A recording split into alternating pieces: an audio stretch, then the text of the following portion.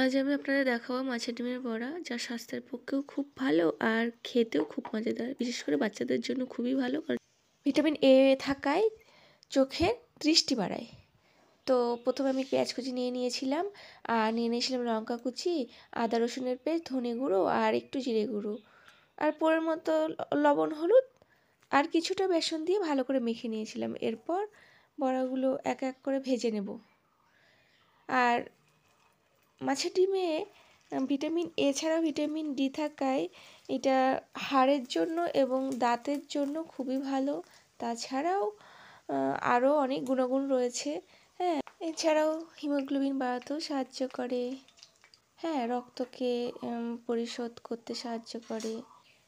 এই এক এক করে আমার বড়াগুলো ভাজা হয়ে গেল, এরপর তুলে নেব। আর কিছুটা বাকি আছে, সেটাও এক এক করে ভেজে নেব। এই যে নিয়ে নিয়েছি, সব ভাজা হয়ে গেছে। সত্যি এটা খুবই সুন্দর খেতে হয়, খুবই মজার হয়। আপনারাও বাড়িতে এভাবে একবার ট্রাই করবেন, আর অবশ্যই খেয়ে আমাকে বলবেন কেমন হয়েছে।